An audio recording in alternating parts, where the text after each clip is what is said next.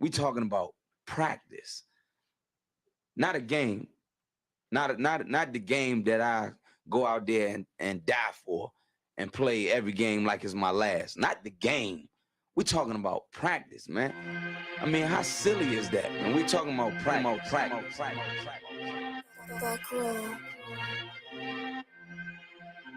Best believe that I'm top 3. The only thing is I'm not 2 and I'm not 3.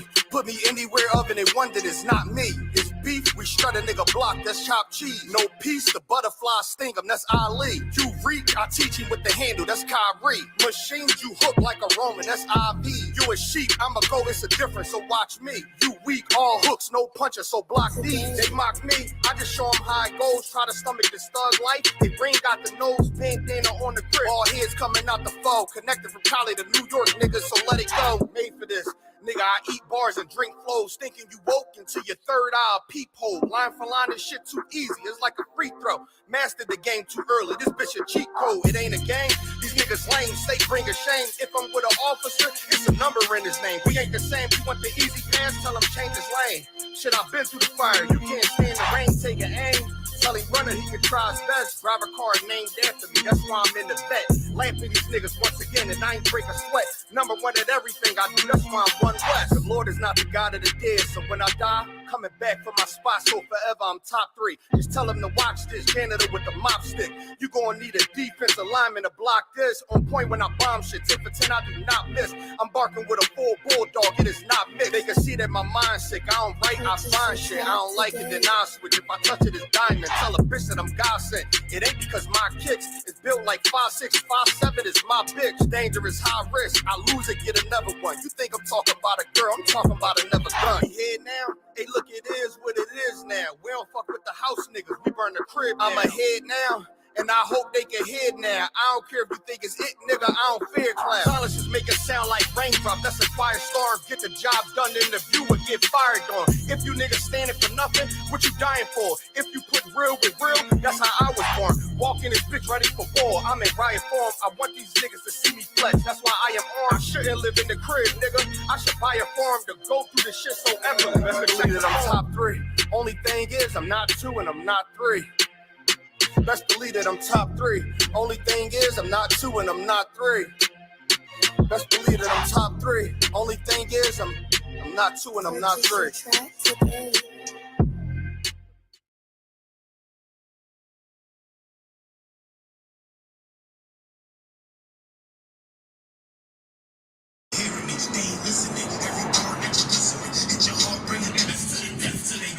Good, Captain. Y'all looking for rockin' down, I'm good with you. Hey, man, you know, I've been bumping that motherfucking one west till they bury me, man. I just want to let you know. Listen to these other niggas, man. These niggas ain't fucking with you, bro. These motherfucking bars, you spitting that real shit you dropping. That's what niggas need, the motherfucking hip-hop right now. All these niggas talking about this motherfucking popping mine and getting wet. These niggas loving thoughts, man. Fuck all that bullshit, man. You a real motherfucking nigga. Keep dropping that real shit, and niggas gonna get on with that shit. Niggas need to get their boots laced up. Niggas need to get their motherfucking fringes, grow that beard out. Niggas need that soldier shit. You bringing that motherfucking shit, man. Keep laying that shit down. You understand? Because right now, we need real niggas, and you the last real nigga left. My nigga, Captain War. One west till they bury me. Y'all already know what it is. And the rest of you bitch ass niggas out there, fuck.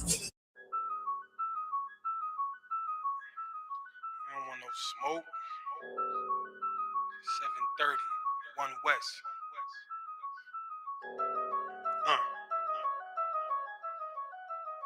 They don't want no problems. They don't want no smoke. What I tell them? Fuck em. Pull up to their show. What you tell them? Fuck em. Hit them with the foe. What we tell them? Fuck em.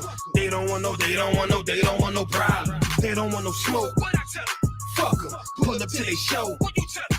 Fuck em. Hit them with the foe. What we tell them? Fuck em. They don't want no problem.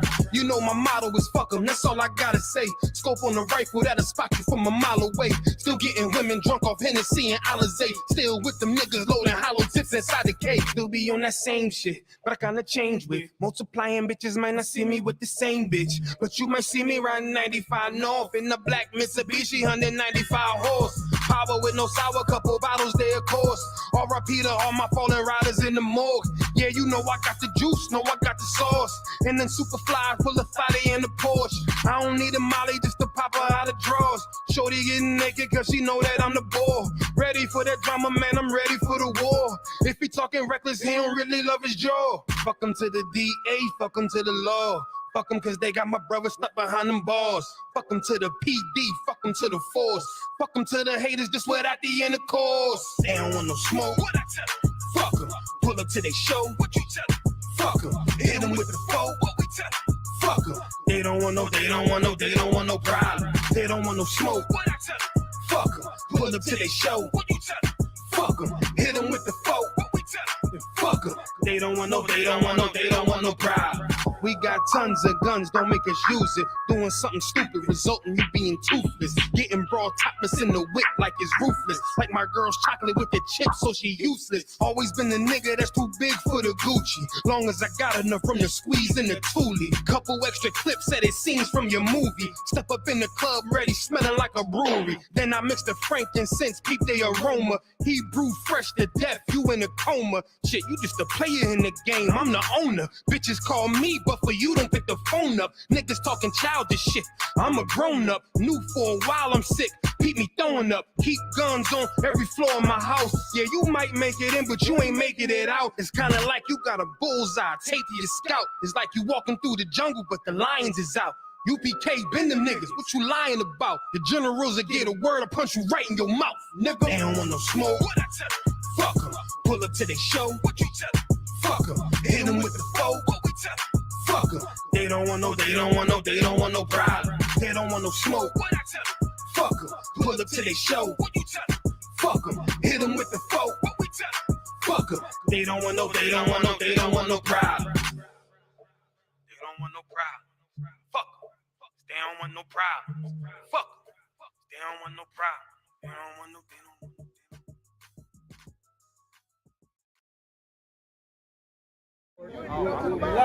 Hey, I'm just following orders. Let me get one of those slow motion pictures, man. One of the slow motion pictures. You gotta shoot at 60 frames per second. Come on, right?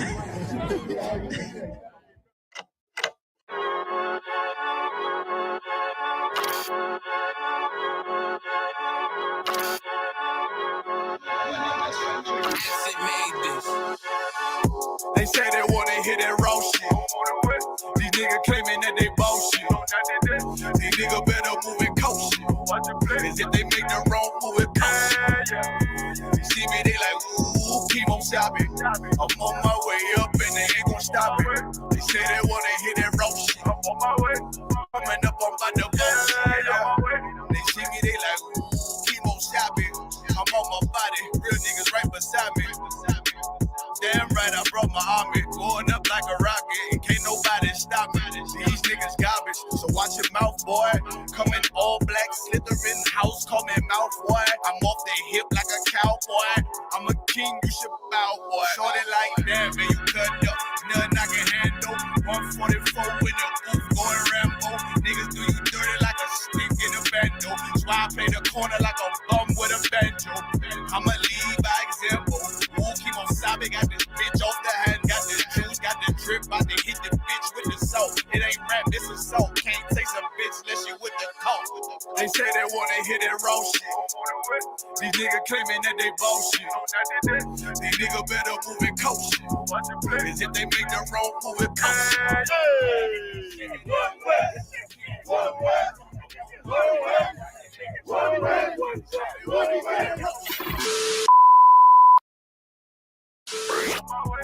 Coming up on my I do it how a veteran be. You better than me. I'm Reggie at the edge of the key. It's all money, no honey. Think you settling? See, you locked up, fucked up, and it's back to the streets. It's One West. You can check the residency. I reside with soldiers died on the soles of their feet.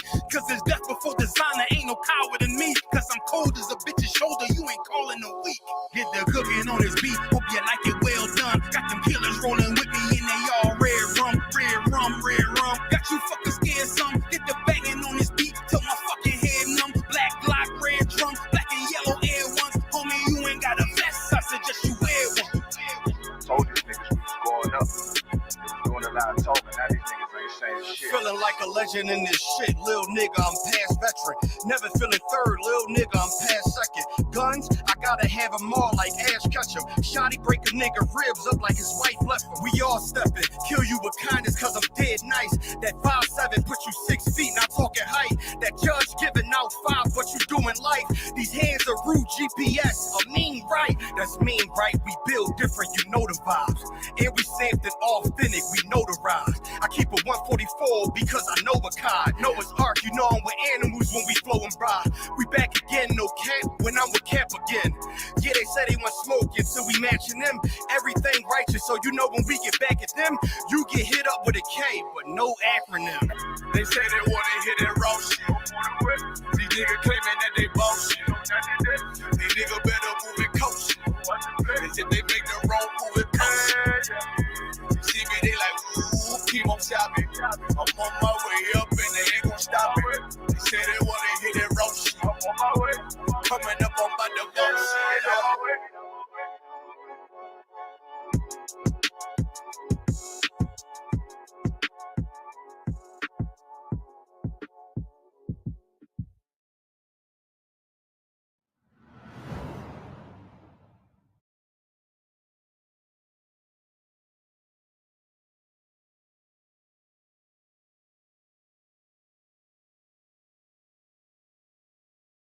Even though I don't know you, I'm not letting nobody sell you crack. You know why?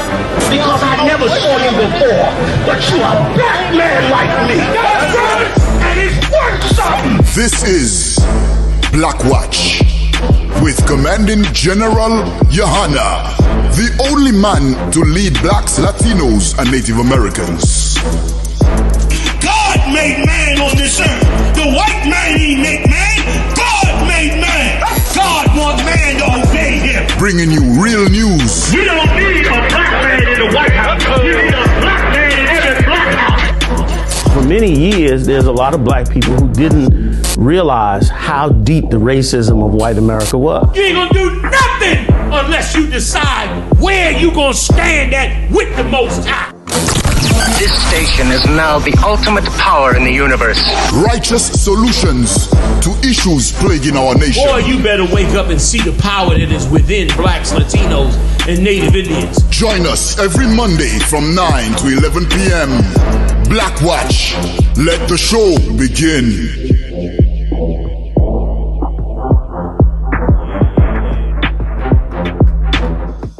What's going on? Israel, ISUPK.com is the website.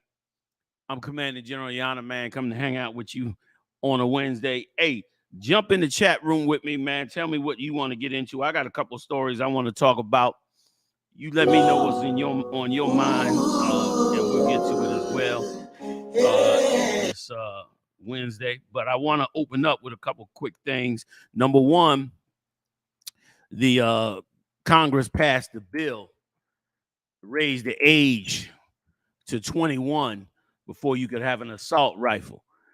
Of course, the Senate is probably going to shoot it down, and they're going to shoot it down even harder if the Supreme Court, who also has a bill on the table, not a bill on the table, but a lawsuit on the table, because what they're saying now is that the Supreme Court may decide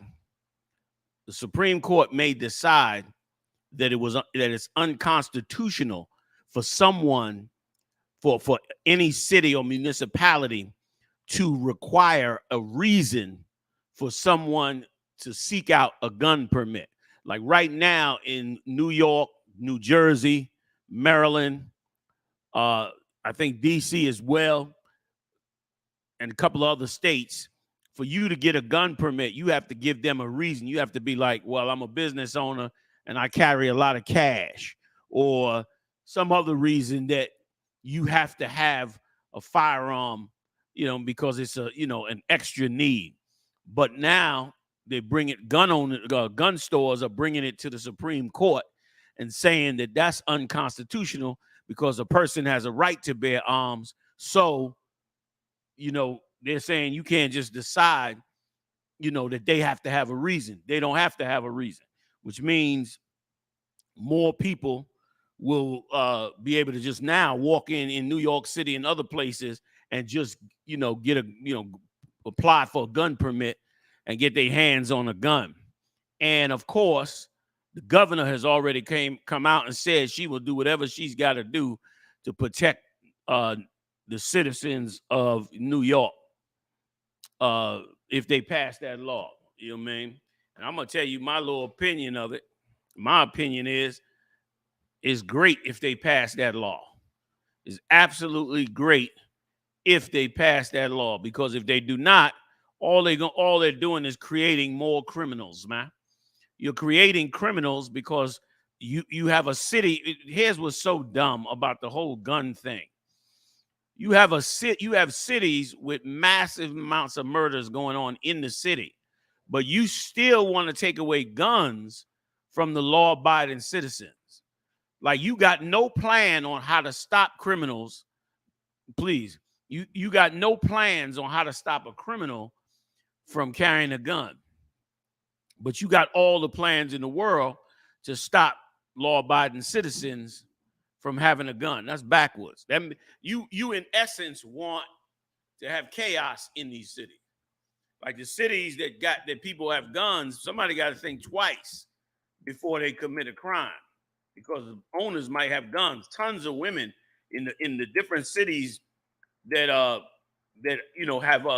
gun permit laws that allow you to carry a gun.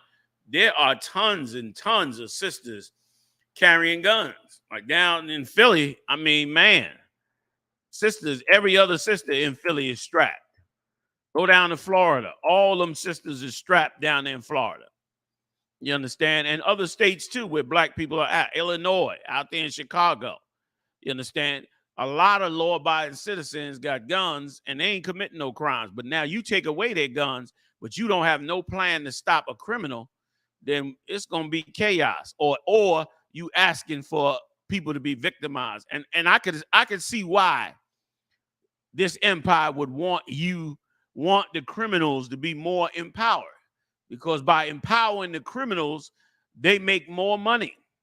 They destroy more black men, Latino men. They incarcerate more black men and Latino men. They give more excuse to murder black men and Latino men. Like, if you can bring the crime rate up, we did a whole story on this, right or wrong, Marat, where we brought out how they make $400,000 off of every murder in America. Every murder damn right. Every murder in America costs $400,000 to investigate. So if you're able to increase the murders, you're able to increase the revenue.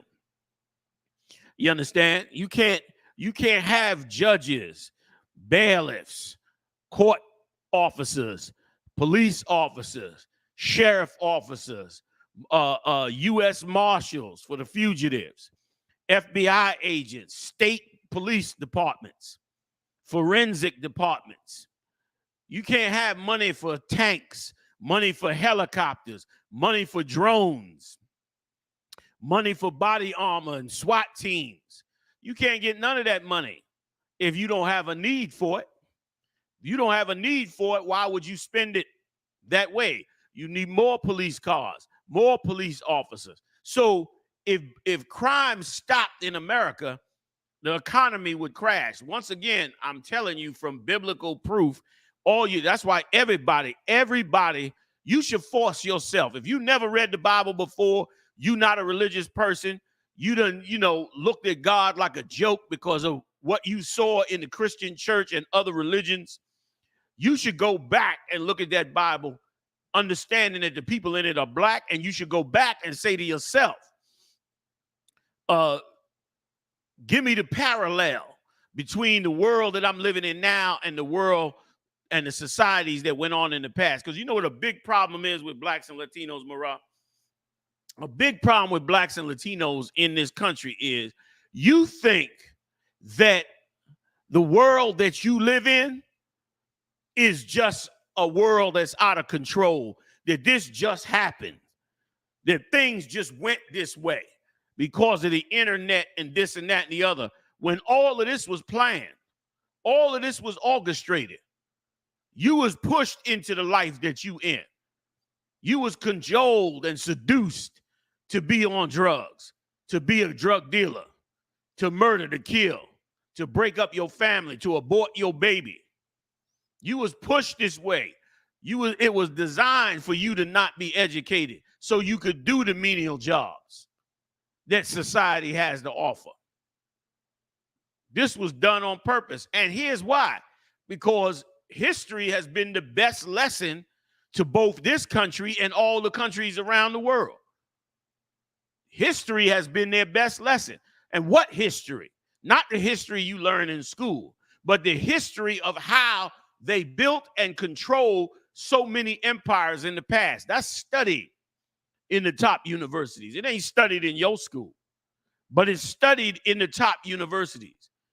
And they study these things in their economics classes and different classes, and they study how to put a world like this together.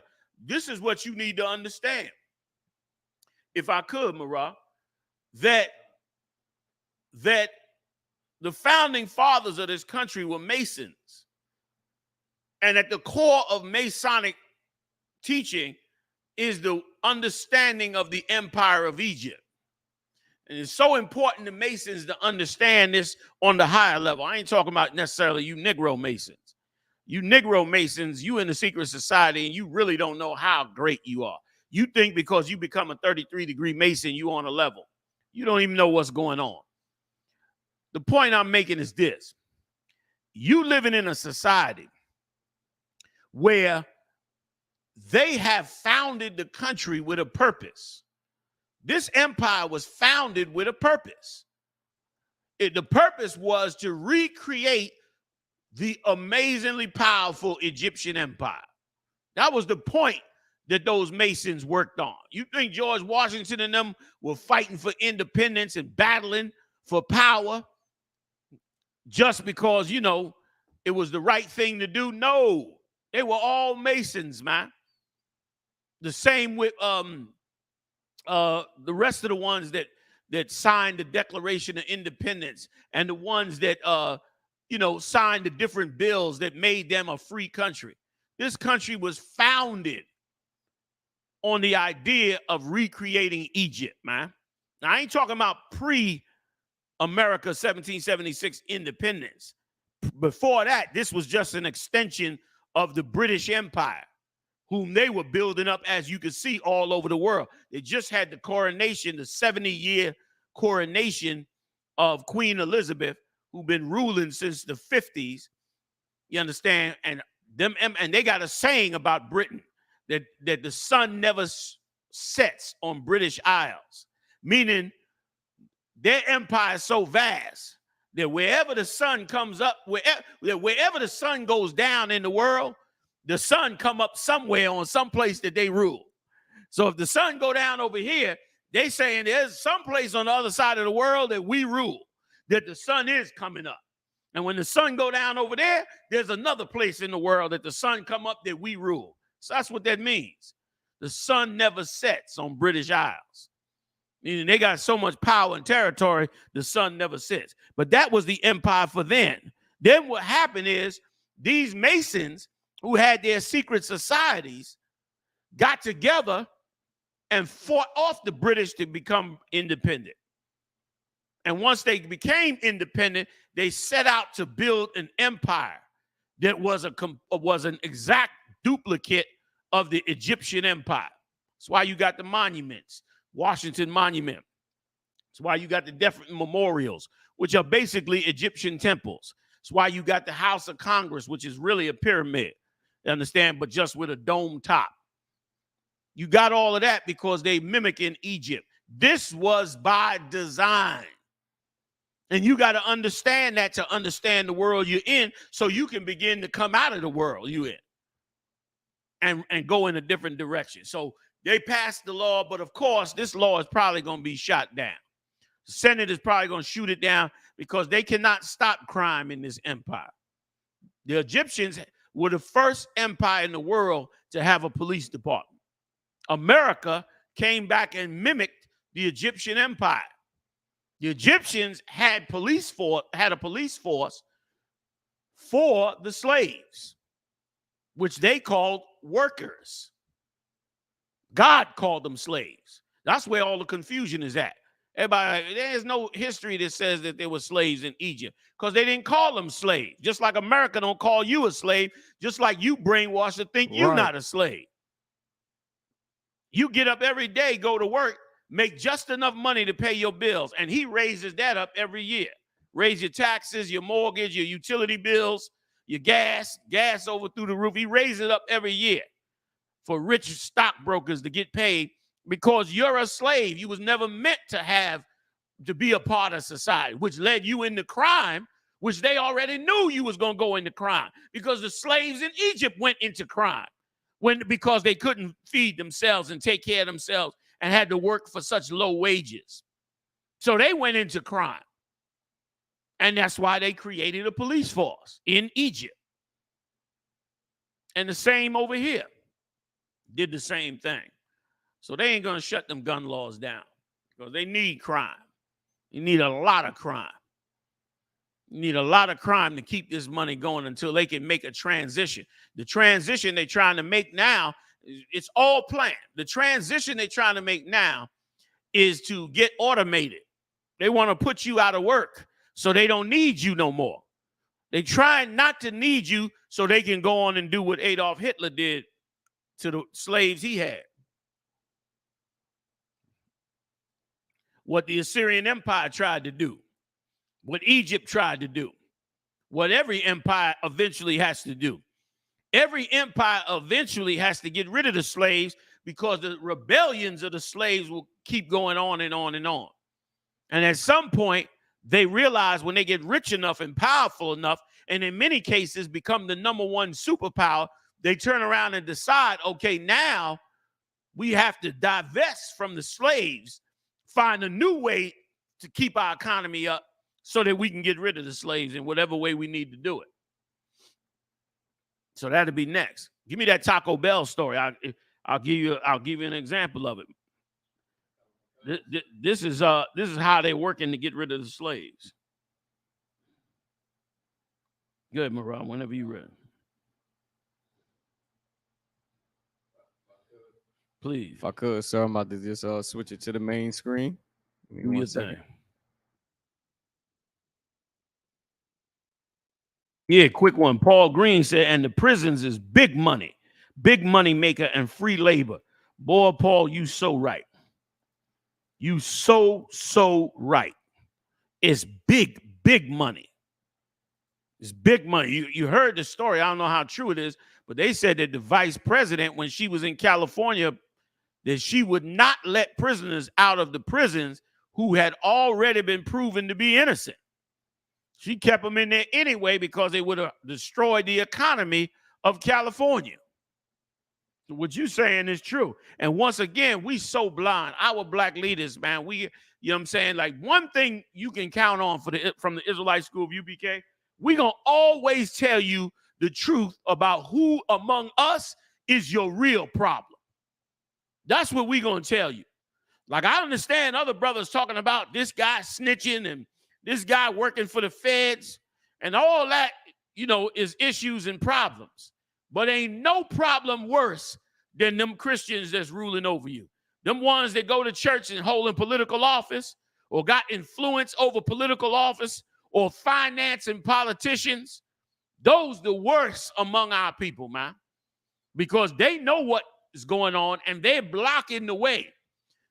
Stephen said to them leaders in our land before the fall of our land, after Christ's death, right before they murdered him, he said, matter of fact, get it for me if you could, Marah, where he said, you do always resist the kingdom. And then get me the one where Christ said, you do not go in, neither do you let others go in. You know that one? See if you can pull that one. I'll look forward to it. Anybody out there in the chat didn't know it, give me that one as well. Okay? That's the world that you living in. Now, from that point of view, you can begin to wake up and come up out of the madness that you in. Because a lot of ways that look so right to you are so wrong. And so going to lead you into more captivity, destruction, and death. Our nation All 12 tribes are completely wiped out. We are devastated and wiped out. Okay? That's why thousands of brothers are coming up to the border, trying to get out of them countries that have gone into absolute hell. They're trying to get out them countries, man, and make their way up here. You understand? Go ahead. It's the book of Acts, chapter 7, verse 51. Ye stiff-necked and uncircumcised in heart. This was some bold words that Stephen said to black leadership. This was some bold words. Say that. Say it again. Salakia. Ye stiff-necked and uncircumcised in heart and ears. Ye do always resist the Holy Spirit. You always resist the Holy Spirit. Our leaders are resisting what is happening to us. This is happening among blacks and Latinos. Let me tell you what's going on among us.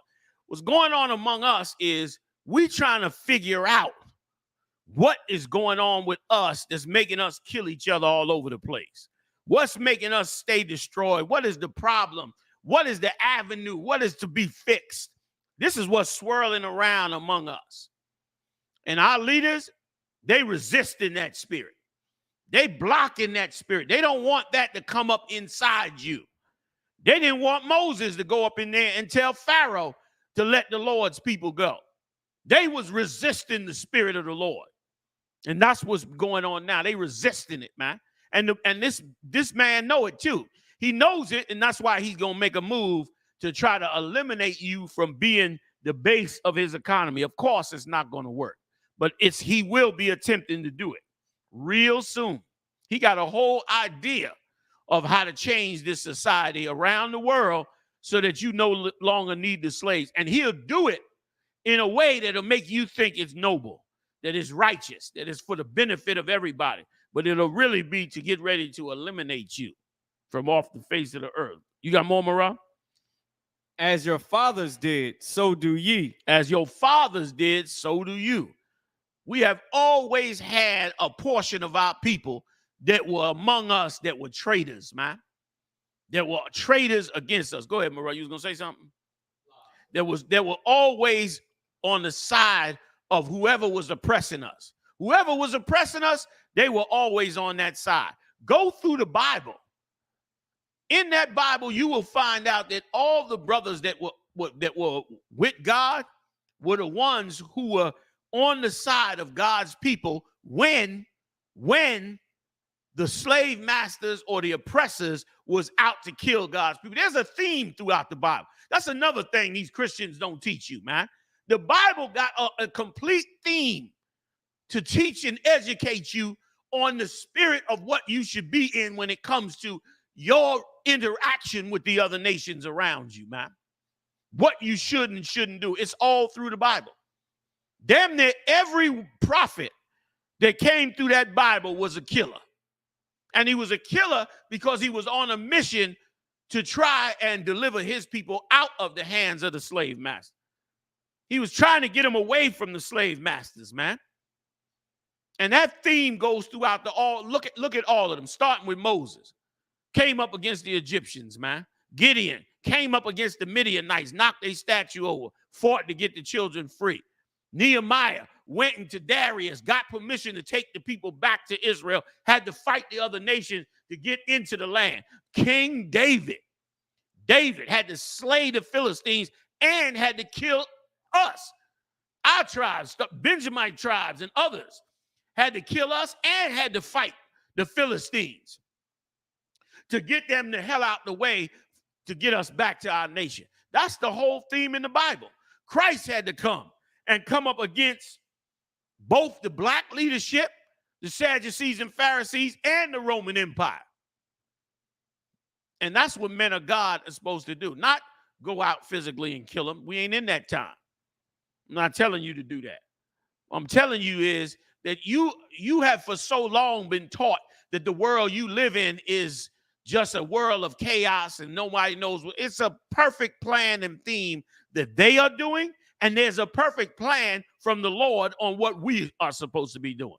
And that's all it is to it, man. Now let's check out Taco Bell and what they're doing. Come on with it. So like, oh, you got that? Yeah, let's finish those, please. Matthew 23:13. But woe unto you, scribes and Pharisees, hypocrites. Now, this is Christ speaking. And this is why I'm saying what I'm saying. Black people, brothers and sisters, man. You understand? I ain't trying to lie to you, man. I've been doing this 40 years. I'm not trying to lie to you. When I tell you that Christian black leadership is your worst enemy, I'm not lying to you. I know you can't see it readily. I know it ain't clear in front of your face. I'm reading it now. Christ wasn't on the street saying, you know, these drug dealers are the worst things in the world. They're a problem, but they ain't the worst problem. Those drug dealers are born from the work of those that are in charge. That's why they doing what they doing. That ain't no mistake. These shootings ain't no mistake. This killing in the street ain't no mistake. None of this is no mistake, man. They tried to show you that in what's that movie that Denzel Washington played in where he became a big drug kingpin in Harlem? No, not Training Day. It's the other one. With Crow, with the actor Crow, the Edomite. Not American Gangster. Yeah, I think it might be American Gang. I forget the name. I hate to watch them black movies. I hate every last one of them. Okay, but I think that's the one where he had the fur coat and the Puerto Rican wife. Is that what it's called? Gangster. American Gangster. Okay, well, let me tell you something. They tried to show you a little bit of that in that movie. In that movie, they had him bringing in drugs from Southeast Asia. But how was he bringing it in? He was bringing it in through the military. Right. He's bringing it in through the military who already were bringing it in. Remember, he didn't create it with his cousin. His cousin is the one that told him they were bringing it in from over there. So in other words, he just created his side business. In other words, he created a side business of selling drugs compared to whoever was in charge of the military bringing in all the dope into America.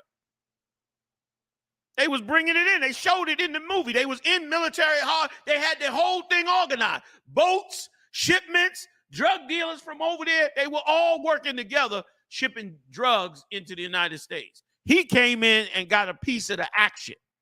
And of course, the movie's designed to make him look like the evil monster of all evil monsters, when they don't even touch a tinge of what the military was bringing in. Understand? So they showed that. There it is, Shara Renab. Big shout out to you and your husband too, Yahweh. Like they've been bringing that thing in, been doing it and pouring it into. So what you see on the streets was already created. Man. And now they're gonna try to end you. Come on with it. I know I keep cutting off the Taco Bell story. Let's do it. So if I could, can I just share this? Mm-hmm. If I made it, this is an article. I believe we went over it, but this just happened in Philly, 2018. $1 billion of cocaine. Remember on the Delaware River that was found? Come on with it, Marah. Sir. 15,500 kilos of cocaine worth $1 billion, officials say, seized at Philadelphia port. Crew charged. Okay. $1 billion worth of cocaine came in here 2 years. $1 billion. 15,500 kilos. Now you tell me what Negro is bringing that much cocaine into the United States. Not one. Unless that Negro is the mayor or the governor. Now if he's the governor or the mayor, right, maybe. And I still don't think he's pulling it off. Not that much cocaine. You can't bring that much cocaine in the United States without them not knowing. Give me a damn break out.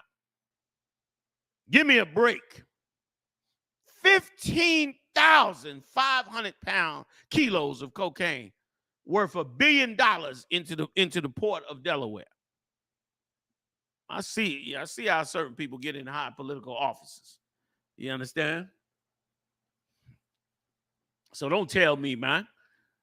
Them cats that's out shooting up in the street and they the smaller problem. You got a much bigger problem. That Negro sitting in your church up on the pulpit is the bigger problem. He's the bigger problem. And what's even worse is that drug dealers are giving him money for him to pray for them because they're fearing for their life, for the life that they live in. Which means he got more money to buy more politicians to make sure you stay a drug dealer. You got to wake up and see that, man. You know what I mean? Hebrew J12 said that's white man's level of trafficking. That's right. You right. That ain't a Negro level of trafficking. That ain't, 5 kilos in the back of the car. That ain't that. You know what I mean? That ain't 2 kilos, in some little weed store.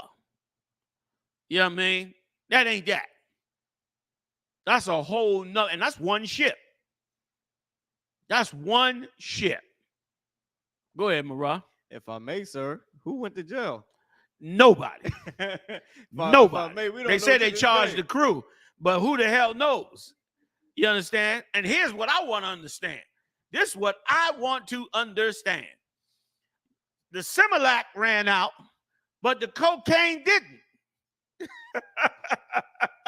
Like during the pandemic, all the shops had to shut down, but the cocaine kept flowing. Help me understand that.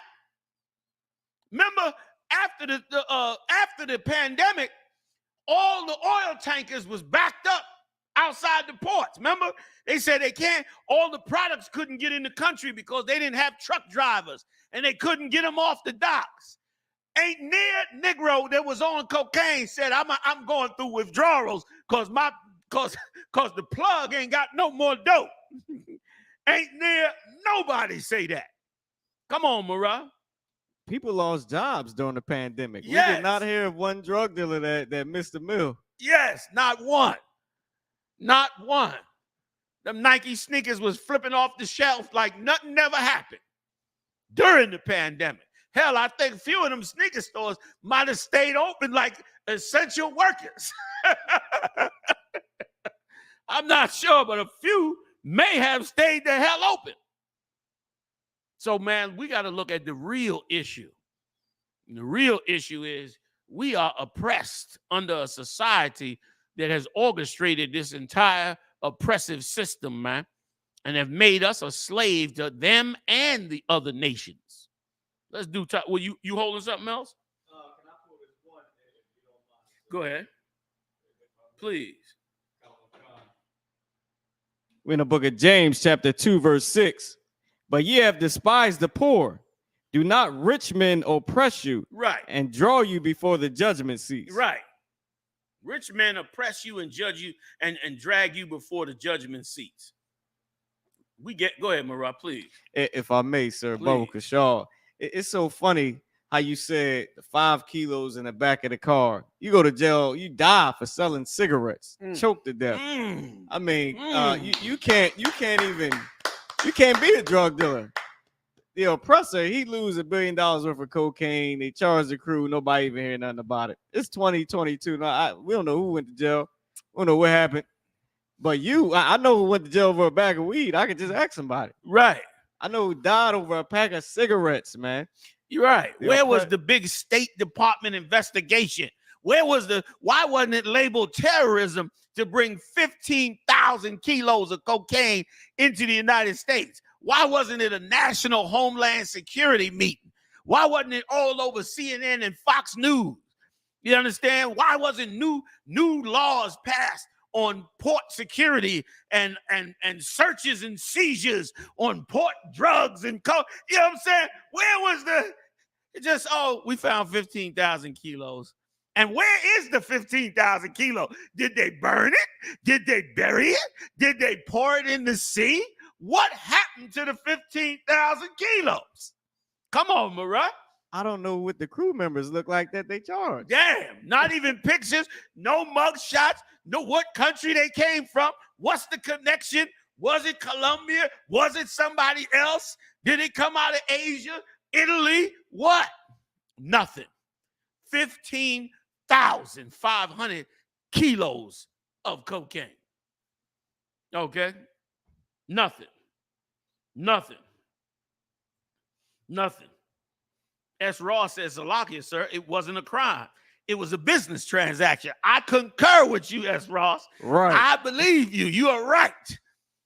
That's why nothing happened. Like, why would anybody get locked up with a business transaction? You go in the store, you buy a bag of potatoes, you ain't get locked up for that. You go in the store, you buy a bag of onions, you don't get locked up for that. You bring in 15,500 kilos of cocaine, what's the big deal? You don't go to jail for that. So you're right.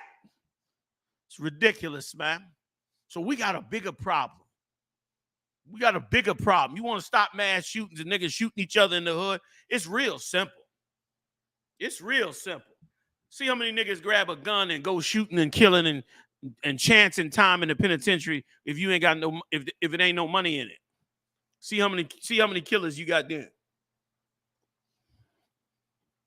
And our leaders have failed to raise our young warriors up to fight for the right thing and to prosper with the right thing. They failed to do it. That's why, listen, everybody should be going on my website, ISUPK.com, and paying your tithes and supporting this truth. Because I plan to build, through the grace and mercy of the Lord, the biggest righteous army you have ever seen, straight up and down. And we will do the job they didn't do. We will change the face of Black America and Latino America, and we will give these young warriors a reason to both live and survive, and point them in the right direction on how it's done, man, and let them prosper in that way. You understand? Go ahead, Marat, please. If I may, sir. Get down. If I could, I have to definitely commend you, even though I'm unworthy to even commend a man like you and the generals. But if I may, don't you know, sir, like Commander General Yohanna is saving Black and Hispanic men. Remember, my brother came into the show, came in the class. He just had a baby.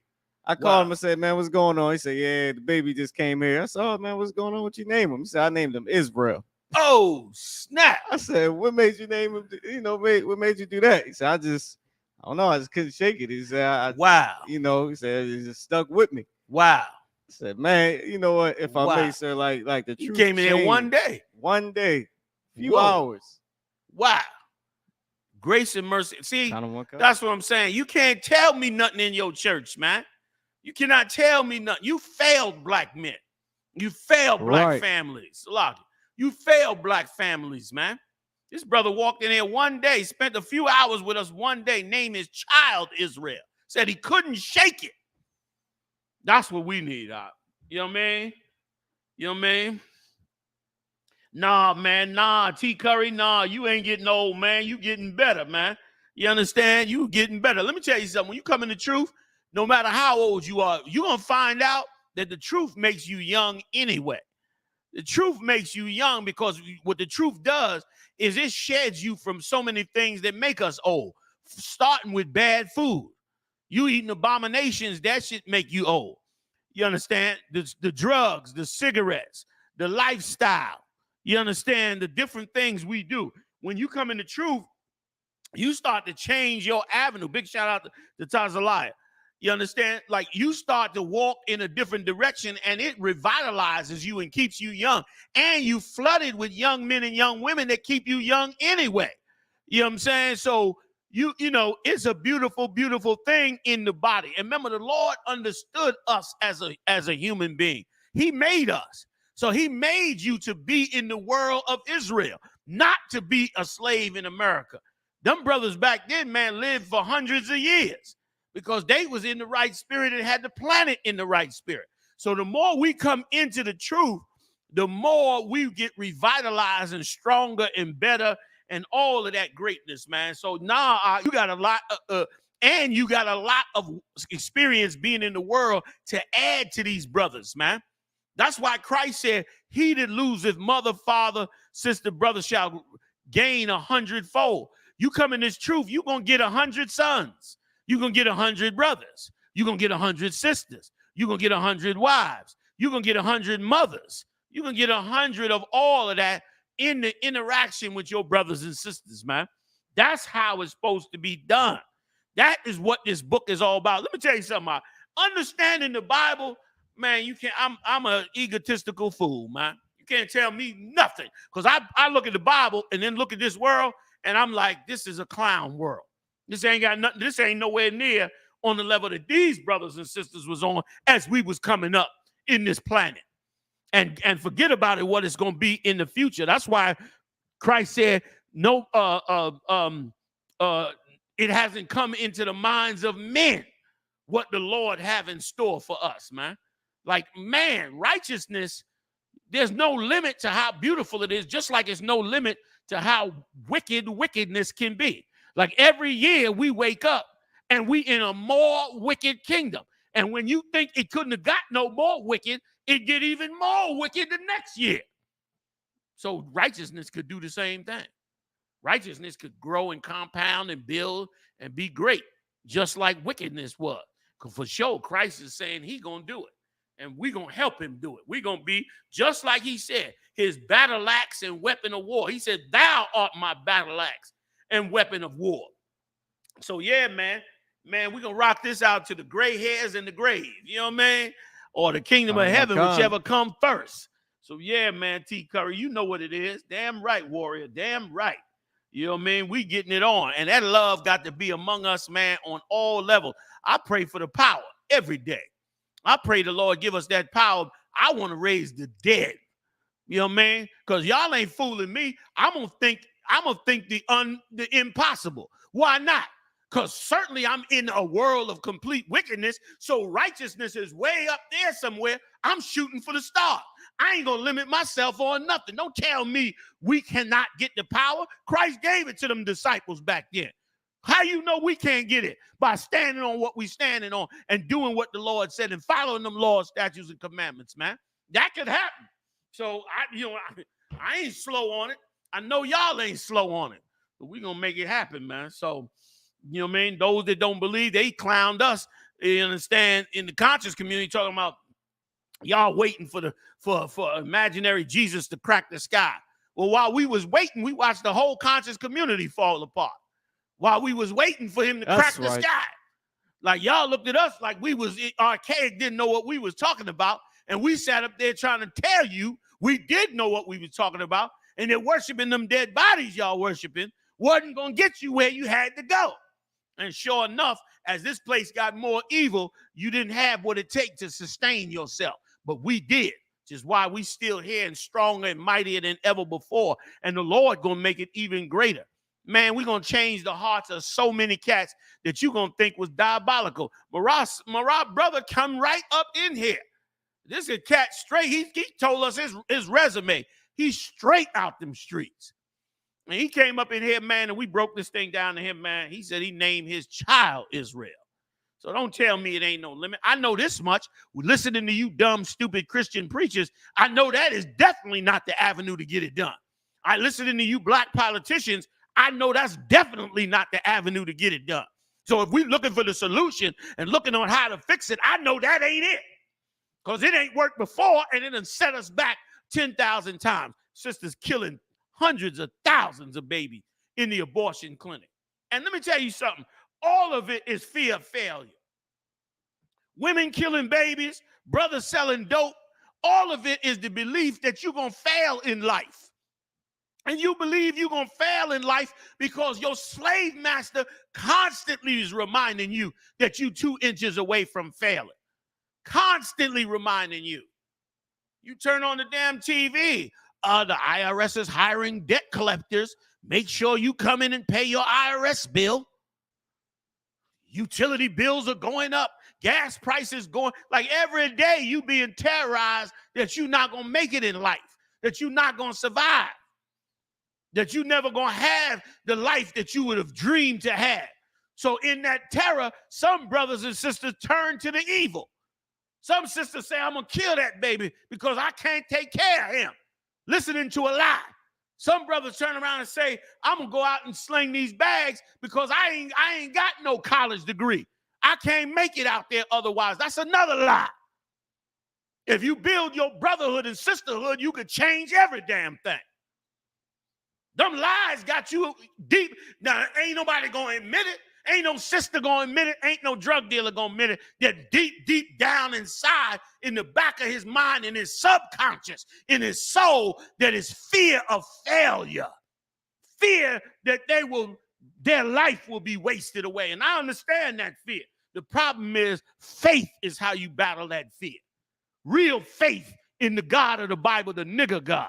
So you can understand. Because you can't have faith in every God. That's how you stop that, man. You understand? Good ass point you brought, Mariah. You set me off with that one, Salaki. Okay. Most high Now we Christ, get sir. back on target, man. Where we at? You still had another scripture you were holding? Or we going to Taco Bell? Salaki, sir. I didn't finish that one if you wanted to continue with actually, yeah, that was it. So we can go straight to Taco Bell. Okay, let's show. Listen, now this what we about to read, understand this. What we about to read is the possibility, and they've been saying this was going to happen. They're going to automate this entire society. And this is what we about to talk about here. I just want you to understand that it is the beginning of the loss of millions of jobs in the United States. Millions of jobs. If Taco Bell, Wendy's, McDonald's, Burger King, any other ones, all of them little fast food, White Castle, if they all transfer over to an automated system that no longer needs human beings to work in it, millions of jobs are going to go away in the Black and Latino community, which means millions and millions of dollars is going out the window. And if you don't have any ability to compensate for it, then that means this bastard gets to put himself back into the seat he was in before the pandemic. See, when the pandemic hit, he couldn't get no workers. So he raised the money up. If he get automated machines, he gonna lower the money. Why? Because he could just go get the machine. Why pay you when he could pay the machine, which worked for free? So he gonna take the machine. He go to the bank, get a bank loan. The bank give him the money. He go pay the company to put the machine in. He pay monthly to the company. He ain't got to worry about no lawsuits. He ain't got to worry about no arguing and fighting. He ain't got to worry about firing nobody or hiring nobody. He ain't got to worry about no stealing. He ain't got to worry about none of them things. There's a machine going to do all of that. He sent a few maintenance people in. You understand? Supply truck, he come, he load up whatever got to be low. He turning the whole society basically into a vending machine. And he'll do it with everything. Your auto parts store, your medical, your after a while, them pharmacies will do the same thing. You'll have a code, put your card in like a credit card, your medical card in. Boop, boop, boop, boop, boop. Your prescription is ready, Mr. Johnson. Please press 7. Boop. And your prescription come popping out. You understand? That's right, Rod the God 84. Electric Tesla trucks. That's going to be, that's millions of jobs. Millions of jobs if them Tesla trucks get out here on that road. And you know they coming. Also, they in the desert over there in Arizona, they've been testing the driverless cars. You can go on YouTube and see it. They got the driverless car, the driverless Uber car. All of y'all been complaining about that Uber cutting that money. They're getting ready to cut all the money in the Uber. They're getting ready to cut all the money. What's the solution to all this? You better build your nation, because them Negroes that's in them churches that's kissing them politicians behind, they getting a paycheck for kissing they behind. But here's what they ain't telling you, that politician is also getting a paycheck from the companies that want to put them machines in. Why? Because the companies want to make money. Why don't he fight for you? Because he's a whore that's being paid by both the preacher and him, man. Wake up, man. Wake up. You got to build this nation the way Christ said to build it. Christ said, he that is greatest among you, let him be your servant, man. Don't let him be the nigga that's paid on top of the world. He going to keep getting paid. That's what Marah just read. Do not rich men use you. Christ was a genius in righteousness, man. He was a genius in building a nation. You just can't decipher what he's saying. He was a genius in it, damn it. He knew exactly what the hell to do. You build it from the bottom up, and you utilize them brothers to build it up, and you make sure that they do never sell themselves out, man. You can let these niggas say whatever they want to say. I'm I.S.U.P.K, man. Graduated Hebrew Academy 1984. Hit the ground in 83, sat up in class for a year. Went through my Sunday training, later called Hebrew Academy, got my cover, stepped out on that street. I ain't turned back yet. I don't sell out for nobody, man. Give a damn who they are. You can't buy me. You can't pay me. You can't swindle me. You can't give me nothing under the table. You can't do nothing. All you could do is donate to the Israelite School of UPK, and you better not expect nothing back. Don't you dare act like you're supposed to get something else back. Don't you dare think that. You understand? Don't you dare put that in your mind. That's how we doing it the way Christ said to do it. And watch it work. Watch it work. Not because I'm special or great, but because Christ is playing in that Bible out. Like y'all Negroes out there, man, some of y'all make me sick. You reading The Art of War, Sun Tzu, or whatever that shit is called. What is it called? Sushi or Sun Tzu. I think I forget the name of it. Y'all watch, you're studying the art of war. If the enemy do this, you do that. You know what I mean? All that other garbage. I ain't studying none of that garbage, man. I'm studying one thing. The art of Yahawashi. Now run with that. That's right. That's what I'm studying. The art of Yahawashi. You understand? A king that knew how to be a king. A king that knew how to love his kingdom. A king that knew how to love his people. A king that had compassion and was passionate about the abuse of his people. A king that had the discipline to carry out what it took to build his nation. Could you imagine being a king like Christ? In Israel, your people oppressed. You know, according to God and the scrolls of the past, that you are the direct bloodline of King David, and that this is in essence your kingdom. And you know also that you're about to go on the cross and be killed for your kingdom. And God only give you 12 brothers that halfway don't even understand what the hell you talking about. At the time, Peter and them ain't halfway ain't understand what he was talking about. And he had to tell Peter and them, man, on this rock, I'm going to build my kingdom. And then you got to go get on that cross, man, and die for your kingdom and watch your people in disarray and destruction. And you got 12 cats over here. You hope they hold 11, really, because Judas had already betrayed him. So he was down to 11 till they went back and got I forget his name, but one of the brothers, the 12th brother. Mattathias, I had it right in the first place. Mattathias, and brought the 12 back and had 12 dudes that had to bring the game all the way back and preserve them records for us to get it now. You want to be a warrior, Negro? You better open up the Bible, man. Get that bitch-ass Bible shit out your head. That come from the slave master, man, who don't want you to have the real spirit of the Bible. He wants you to have the spirit of the white Jesus. Forgive my French. That's what he wants you to have. You understand? Like if you study the Bible in church, you would think a masculine man ain't got no place in God's kingdom. That's where you would conclude. You would conclude that a masculine man ain't got no place in his kingdom. Because Jesus all about loving everybody and sweet and kisses and chocolate and candy. When that ain't true, that's a lie. That old soft-spoken, effeminate man was not Jesus Christ. Man, get me the Taco Bell, man. I'm running on trying to explain this, trying to get this in people's head so their head can get right. Read me a little more on that Taco Bell, man. I'm going to stay on these stories, man. Go ahead, Doc. Count on one con.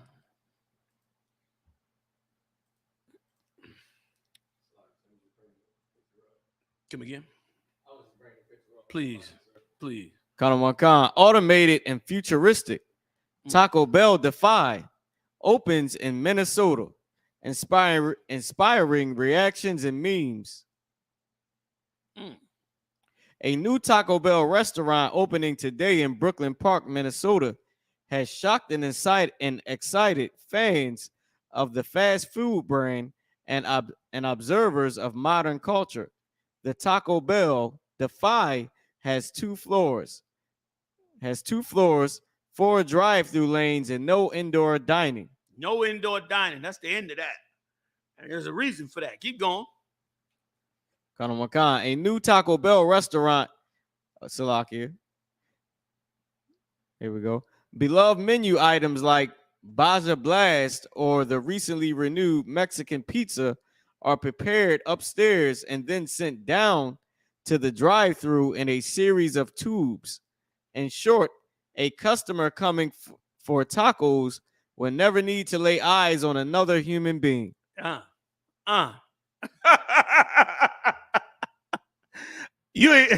That's insane, because the next step is to bring the machines in.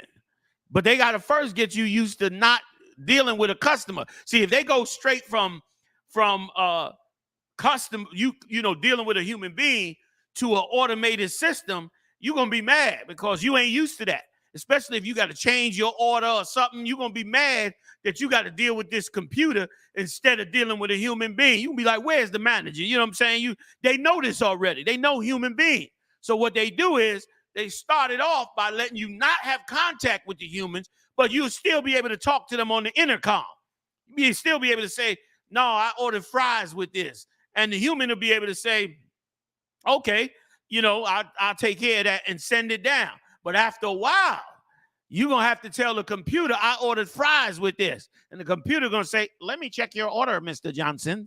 You know what I mean? And then the computer going to come back and say, you are correct, Mr. Johnson. You did order fries and we did not send it down to you. Here come your fries. And they're going to send it down. And that's the end of them jobs. This is already a big end of them job, because now all the people that prepared the food, they'll still have a job. But all the people that work the counter, they gone. That's it for them. Everybody that worked the counter, they gone. And after a while, they'll all be gone. And all the fast food restaurants and many companies all over the place, they're going to do like the car companies did. The car companies did it back in the 50s and 60s. They brought in machines.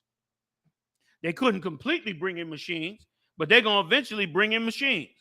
You understand? Okay. Checking out y'all comments. Like, that's where they're going to go with it. And what, are you prepared for it? Of course you're not prepared for it. Why? Because you've been put to sleep. You've been put to sleep by your Christian preacher.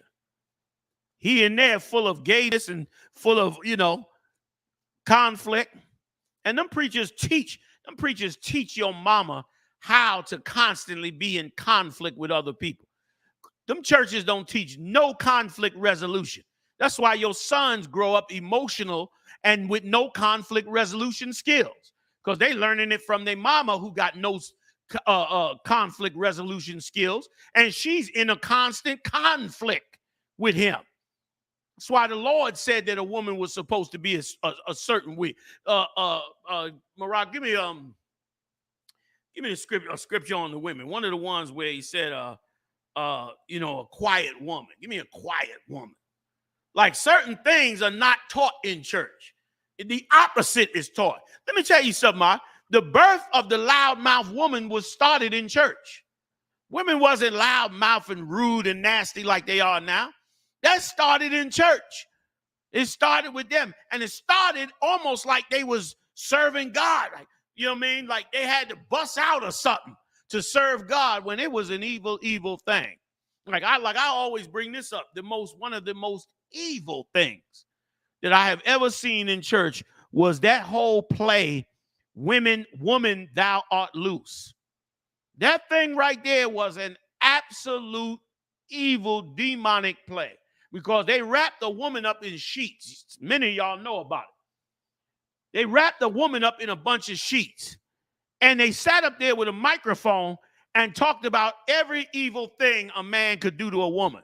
And as they talked about them, they took off a sheet, like they removing these evils from a man to this woman. And they start pulling all the sheets off till they get to the last sheet, and they pull that off. And then they tell a woman, thou art loose, when she's supposed to be getting loose from Satan. But what they were really teaching her was to get loose from your husband. Get loose from the discipline over you. Get loose from having a man in authority over you. And she got loose from it. And that man left that house. He left that house because to shut her up, he'd have to break the law in many cases, because he didn't have the knowledge of the truth. So rather than break the law and go to prison, he walked up out of that house. And he walked up out of that house, and now she was loose to be loud, to be nasty, to turn herself into a hoe, to run around with other men, to do all manner of wicked, evil things. And guess what? Guess who was in there watching her do it? Her daughter, who became just like her, another generation of nasty mouth women, you understand? And her son, who became a man who was emotional like her, but also had no respect for women because he saw what his mama did. You black women don't know. When you got a son and you got on super tight pants or your breasts hanging out and men are looking at you because of that, your son is seeing that. And it is doing something to his soul that you have no clue that is happening. A man naturally grows into being a protectant of a woman. It's natural in his DNA. Your son always acts like he got to protect his mama. Always.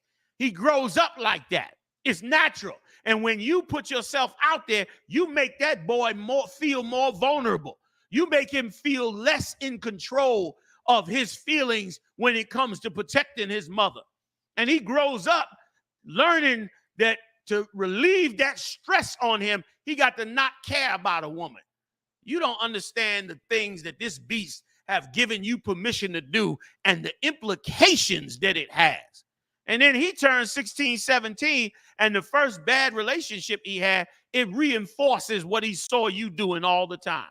And he becomes a vicious, cold-hearted animal towards the next 20 women that he goes with. And then he gets to the point where he just has sex with them and throw them away. And then 40 years later, you got 100 black women mad as hell sitting in that same church watching another stupid broad tell them how they got to be loose. They got to be, removed from a man, which is the dumbest thing in the world when God said, the Lord said, unto thy husband shall be thy desire. Meaning he gonna make you always desire your husband. You're going to always desire to. Why you think women sitting around talking about it all day? I'm diverting, but bear with me. All of this is part of the life. You right, Blackley. Blackley said, Will Smith, you dead right. Like, that's what you creating in the society. And on the flip side, you creating the murderers, the drug dealers. You making cats think, I might as well just survive any way I can. You creating this culture. You not resisting Satan. And you think that this beast, when you put a Democratic president in, you think they really in your interest.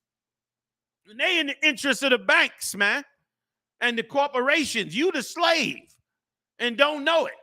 You the product. You're what they selling. You're how they make their money. You're how they send $40 billion to Ukraine. Dummy. You that. You understand? And instead, you ain't tried to fix it. Because you've been listening to them preachers, man, and them other different religious gods. Well, Lord raising up prophets, man, and you hate to hear it. Our people hate to hear it. All you got to do is read John the 7th chapter, man. I'm sorry, John the 11th chapter. Up there near around the 38th, 40th verse, where they talked about how they set Christ up to be killed. How they got rid of him, man. Got an innocent man crucified and got the entire crowd to support them in killing this brother. And that's the spirit of this place, man. And that's why it continues to go on. And that's why those brothers and sisters died in 70 AD under Titus, the Roman general, man. They marched down on Jerusalem, surrounded it, and starved us to death and murdered and killed us and cut out. We were eating our jewelry. This is what we did. To survive and not not get caught, we would swallow our rings and gold chains and our diamonds because there was nothing left. And so we swallowed them jewels. Well, when the Roman Empire took over under Titus in 70 AD, the Romans would go through and cut your stomach, or after they killed you, they'd cut your stomach open.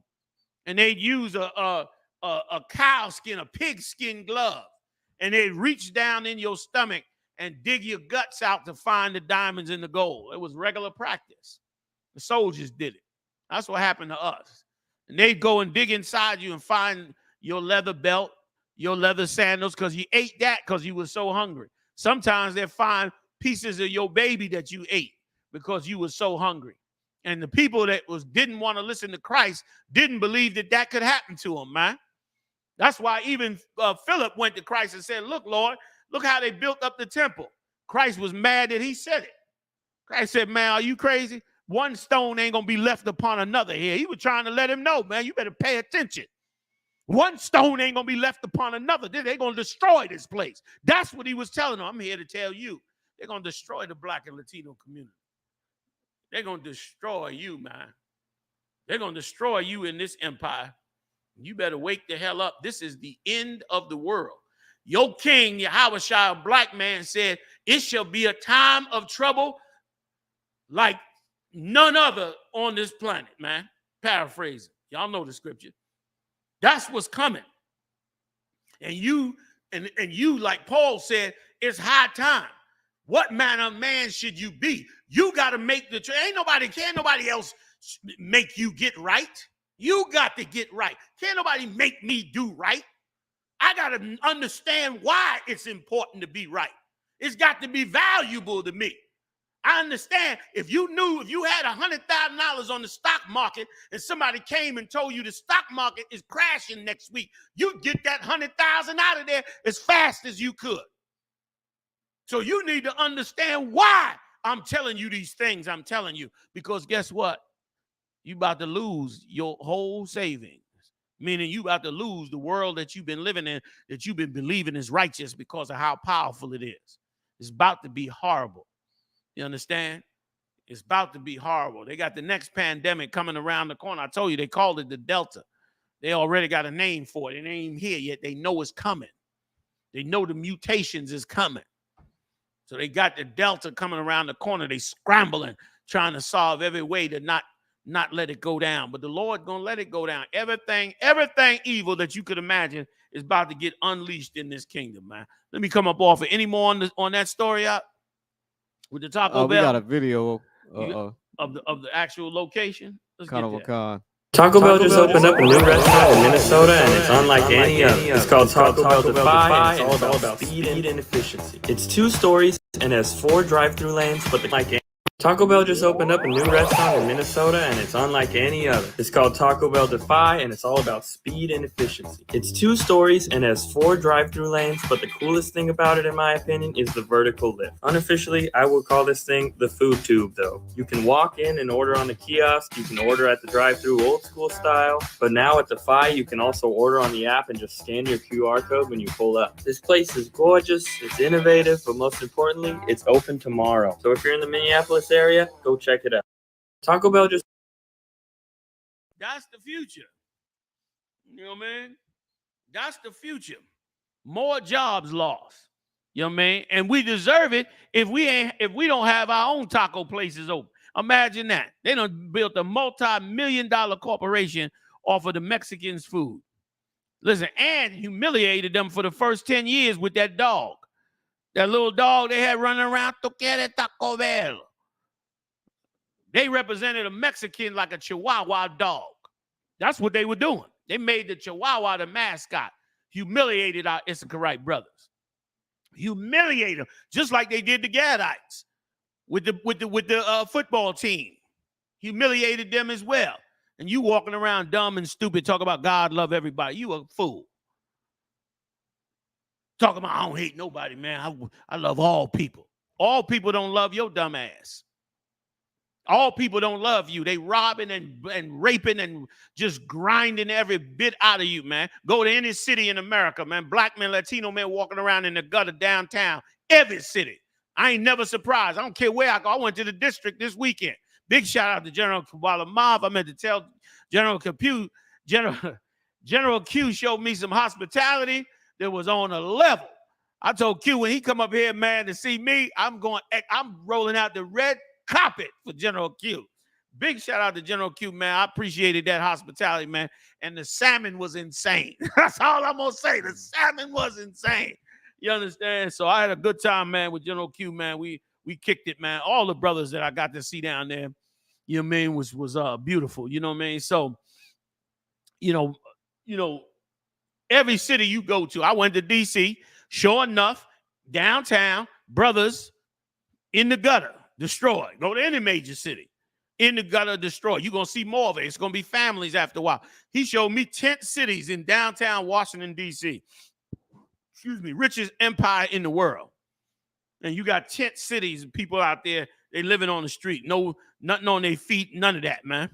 I'm giving out dollars to everybody, every brother I find. I'm bumping them people, give brothers dollars, brother, and a few of the young brothers who still got an ounce or two of energy left and enough morals to not become the evil that this place is trying to make them come. They out there they out there trying to sell T-shirts and sell different trinkets, trying to make a few dollars instead of going back and getting smacked on that probation and getting sent back up. They out there trying to hustle, make a few dollars, and you ain't going to see them. You could give a damn about them.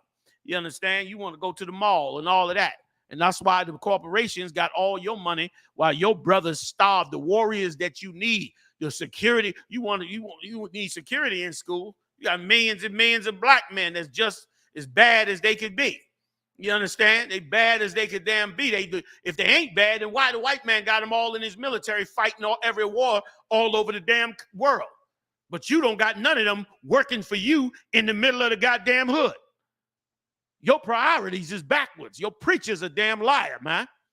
You understand? I look at these young brothers, man. I say good night to what they could do and I remember me being a young warrior and what I could do and my abilities and skills. You understand? And what I'm capable of. I remember them things, and I thank the Lord for the Israelite School of UPK, because I certainly would have used it for all manner of evil in this kingdom, man. But instead, I got to use it for righteousness. And tens of thousands of brothers woke up to this truth by the hand of the Lord, using me as his goddamn tool. So I could imagine all these cats out here wake up and we start correcting our society, man, and fixing it the right way. All the money changing hands in these major cities, man, and these brothers ain't getting no part of it. Please, man. The scriptures say this.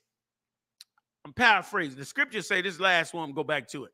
It said, oh man, about a warrior, Marah, how Ezra said how it was a shame to see a warrior begging bread. I forget exactly how it go, but I'm paraphrasing. He said it was like a shame that a warrior would be begging bread because he's a warrior. He can go out and kill and eat. So if he's a warrior, why is he begging bread? Because you haven't facilitated the situation for him to eat. You haven't built up the society. You haven't made him important. And why is the Lord make him important? Because he's the one that builds the family. He's the one that keeps the family safe. He's the one that defends the city. You understand? He's the one that does all those things. He's the one that goes into danger when it's necessary. He's the one that does that. But in this society, in this world of Satan, that man is cast into the street. He's living in the gutter, man, halfway out of his mind, trying to figure out how he ended up here, or rotting away in some cell because he tried to do something that he thought was going to change his life in his ignorance and went out there and committed some crime, or through his pain, or through the viciousness of how he was treated. And instead of recognizing that your preacher is wicked and off, you blame that man for what has happened, man. I got no respect for you, man. Those of you that's in them churches and them mosques and them religion, I don't have no respect for you, man. I don't have no respect for you, man. You don't see these young brothers dying out here, man, and you ain't got no solution, no way, you ain't even trying. You just blaming them. Damn that. I ain't never gonna stop complaining about it. Ever. That much you can count on. Go ahead, Morale. Let's keep going. Kind of more con, sir. You want to do the next story, if I may? Please, let's go ahead.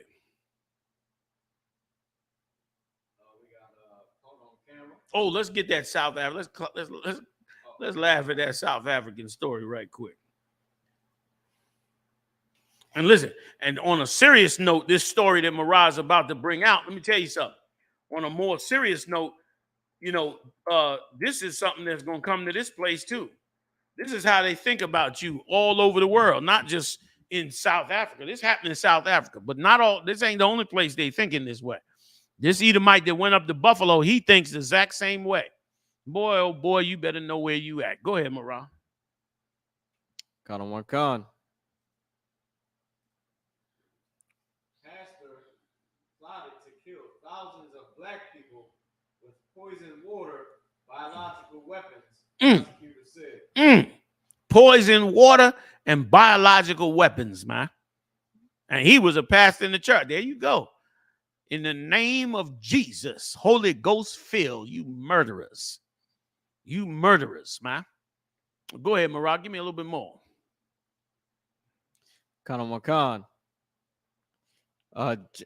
Johannesburg, a South African court has convicted a pastor of plotting to overthrow the government and to kill thousands of black people in the country. Harry Jonas Kanonson, 61, a leader of the Nation Christian Resistance Movement, was on Monday found guilty of high treason, incitement to carry out violent attacks, and recruiting people to commit attacks. Damn, he was putting together a team to start having attacks. And remember now, they all on the internet now. All these white supremacist groups. Matter of fact, after this, let's get the story about them mapping the white supremacist groups, because they mapped them. They map all where they at, and they building up. Like, you think the Proud Boys and them, the only reason the Proud Boys and the Oath Keepers got stopped is because they stormed the Capitol. Had they not stormed that Capitol and left and stayed out of that Capitol BS, they'd still be prospering and growing in numbers right now. They'd still be amassing two white supremacist armies were amassing all over the country over the internet. And only because of what happened in the Capitol did they get sidetracked and stopped. Well, there's plenty more groups, and some of the ones in those groups who didn't get caught up are also going to create groups. And it's going on all over the world, man. Why are you in the end of the world? And the world is finding out that you are God's chosen people and that you will never fit in their societies, like you never fit in all the societies that was ever built on the face of the planet Earth. You understand? You didn't fit. God took Abraham out from the Chaldeans, man. You understand? From Babylon. You know what I mean? God took the children of Israel out of Egypt. God took the children of Israel out of the Assyrian Empire. God took the children of Israel out of Darius's empire. You understand? Of the Assyrians. God took the children of Israel out of every empire. And God will take the children of Israel out of this empire.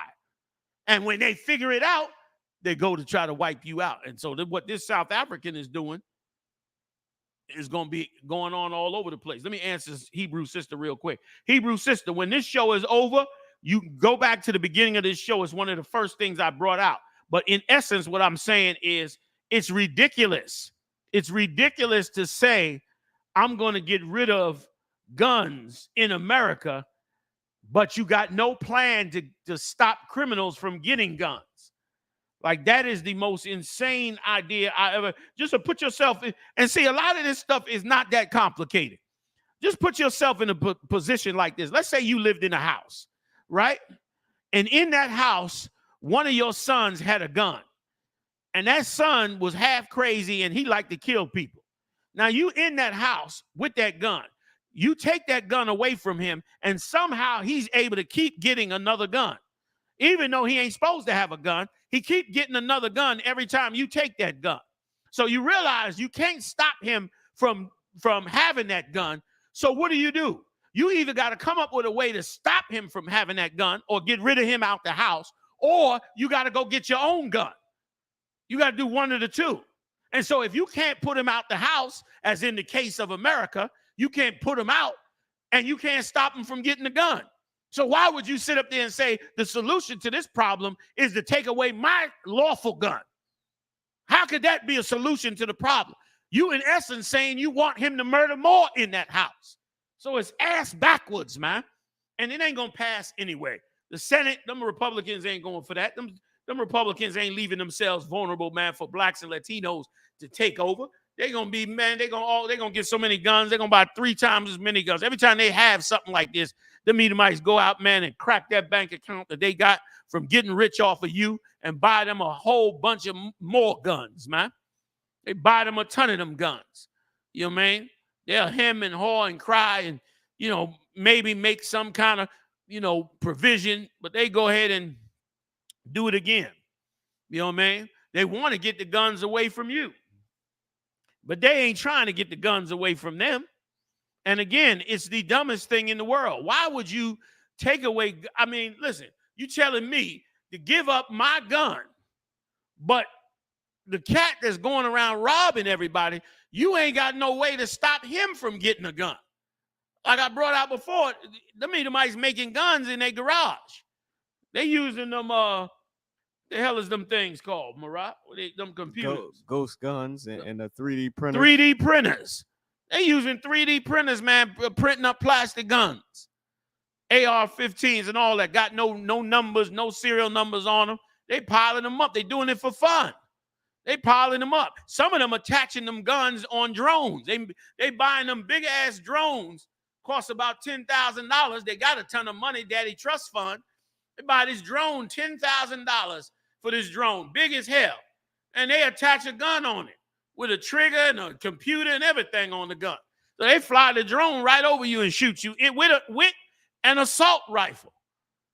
They doing that. They sitting up there. They caught a group in Pennsylvania, right up in Pennsylvania, who was building bombs and attaching them to drones.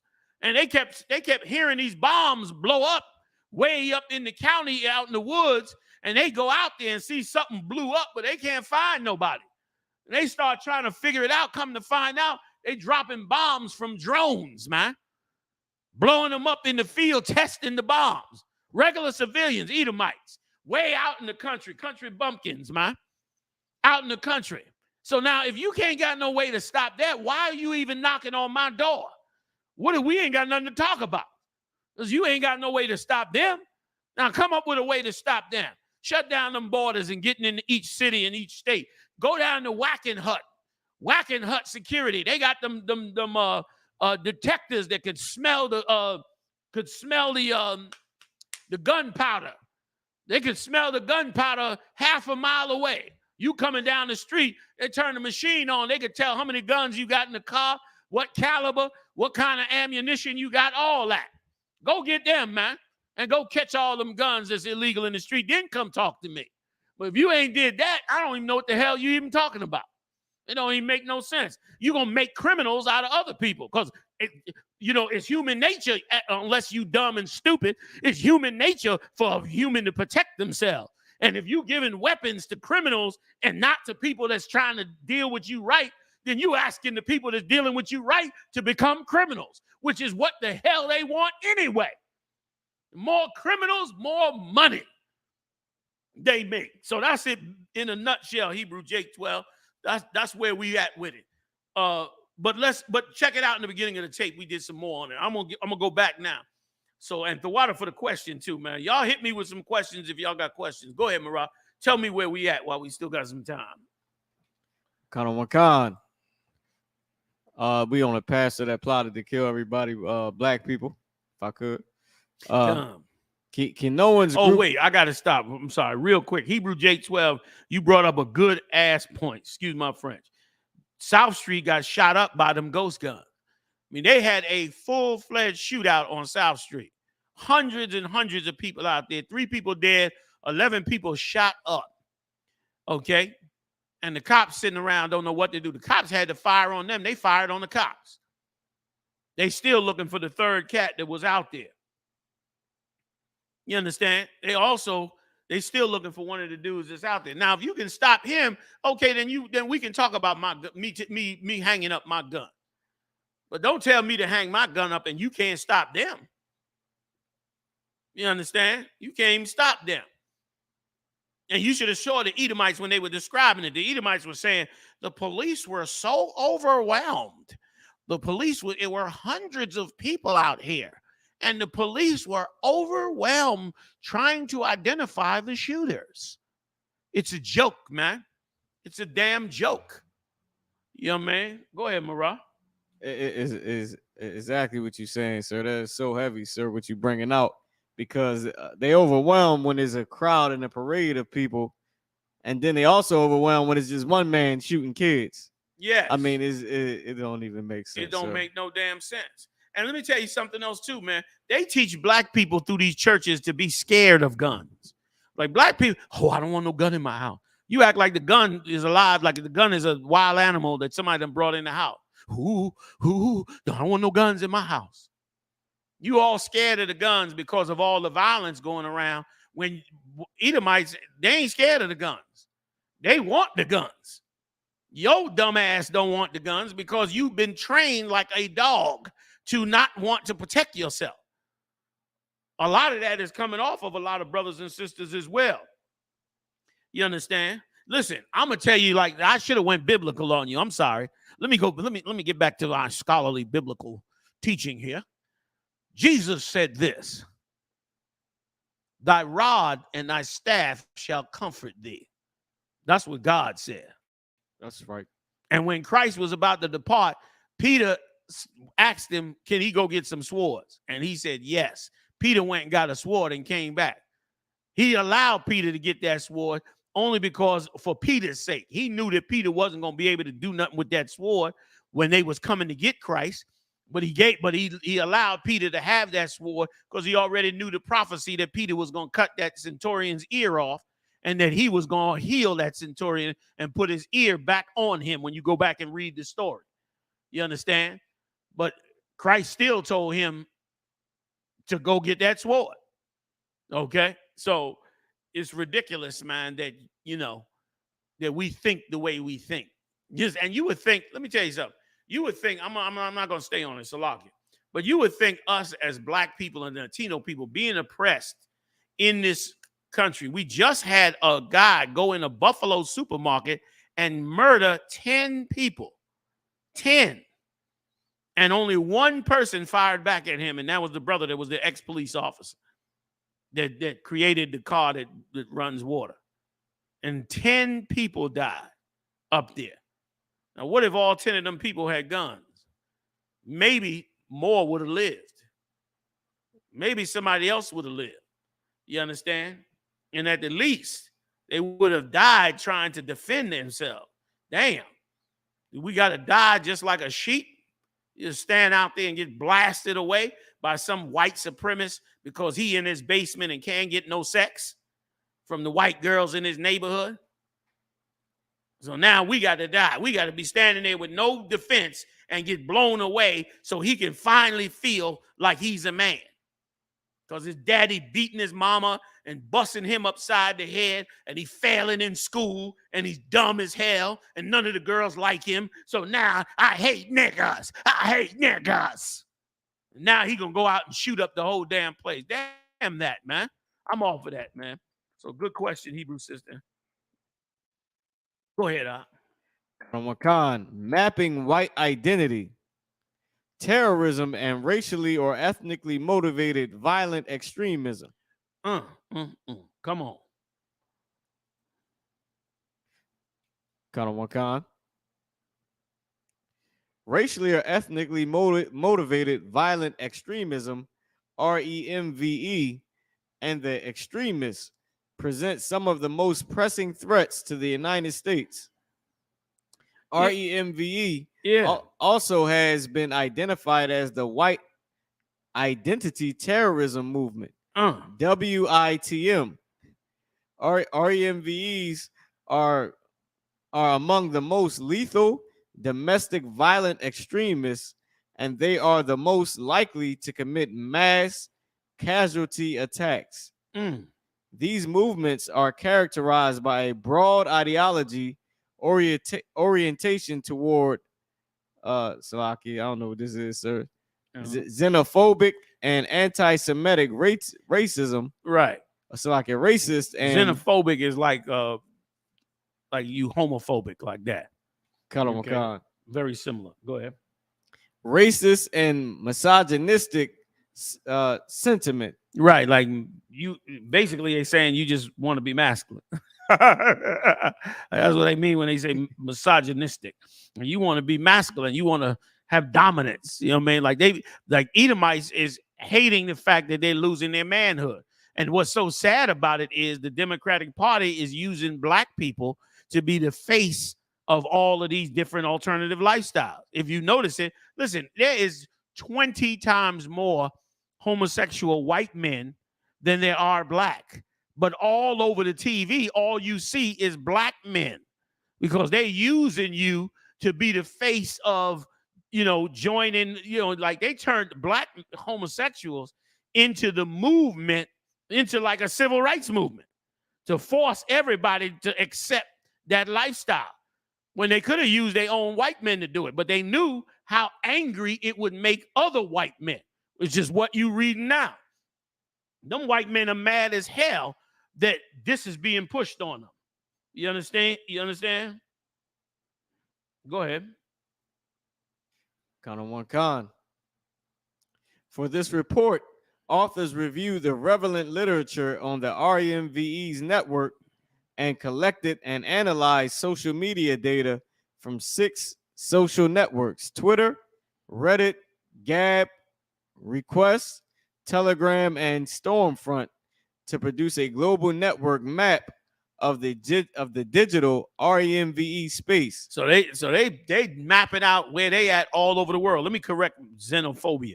Xenophobia is the dislike or prejudice against people from other countries. So in our case, the resurgence of racism. And in our case, we ain't from another country. We from right here. But they hating us as though we are like an enemy from another country, meaning basically hating black people. You know what I'm saying? Go ahead. That network map evaluates each network's construction, connectivity, geographic location, references to prominent organizations, and proclivity to violence. Right. They got all these characteristics: violent, hating other nations, basic white supremacist ways of life is what they're saying. This is what they do. Go ahead, Salakia. Khan.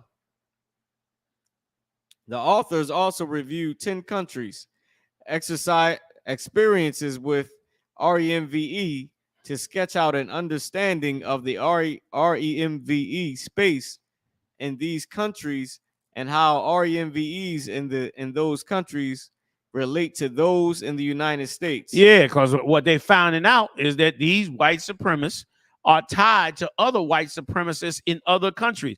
Dylan Ruth was tied to the white supremacists over there in Belgium. This one in Uvalde that killed all the brothers, whom they claim is a Latino. I ain't sure. He looked like a Latino though, but he was sure looking like Michael Jackson by the time he went in there killing children. He was in contact with some girl from Germany. Who the hell knows what she was about? You understand? And not only them two, there was another one. Was it Rittenhouse? It might have been him, but there was another one that was also in contact. Matter of fact, the one in Buffalo was also in contact with people from other countries and inviting them to come watch the shooting live. You must have had a real good following to your white supremacy for you to invite them to come see it, for you to believe they would come watch you go murder black people in Buffalo. You know what I'm saying? It's crazy, man. Go ahead, Op. Khan. Key findings. The WITM/REMVE global network on social media is largely created and fueled by users in the United States. So one of the key findings, that was one of them. This is the second one. Programs to counter violent extremism are generally most productive when they are local. The primary need for robust national strategies to counter WITM/REMVE specifically in the United States. Go ahead. Khan. So like I'm just read some more of the points. Okay. An organization or actor fuse counter with WITM/REMVE strategy likely will not work because of the diffuse nature of REMV movements. REMV is a post-organizational movement. Many REMVEs are radicalized outside of an organized group, and groups are loosely organized, meaning that U.S. strategy to counter REMVE should not be centered around key organizations and actors. Right. So in other words, now they worry because, of course, they're coming across these groups, and they're not really the members that's in these groups are not really in groups. A lot of them is individuals. A lot of them is all over the place. Phil Mudd, the ex counterterrorism expert that worked in the underground, so-called underground of Esau's agencies, he turned around and came out and said the thing he's worried the most is about these lone white supremacist terrorists.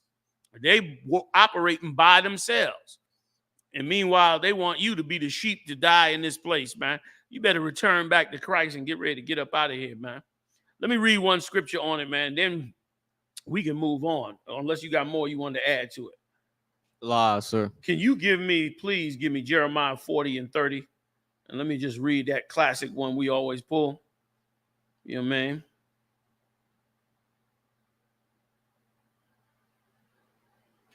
Khan. This is the book of Jeremiah, chapter 40 and verse 30. Salakia, give me a second. I clicked the wrong button. It's the book of Jeremiah, chapter 40 and verse 30. You said Jeremiah, sir? Yes. Did I get that right? Yeah, sir. It stops at verse 16. Oh my goodness. Let me get my act together here. Salakia. 4 and 30. Was that what I said? I thought you said 40. Salakia. My bad. 4 and 30. This is the book of Jeremiah, chapter 4 and verse 30. And when thou art spoiled, what wilt thou do? That's what the Lord is asking. The Lord is asking us a simple question. When you are spoiled, what will you do? Marah, give me the proper definition for the word spoiled, just so we can understand what we're talking about. Khan, sir. Like when the Lord said, when you are spoiled, what will you do? Because that's where you at now. Black income and wealth in America is almost nothing. The little wealth that you do have, you spending it every day with the man that has oppressed you.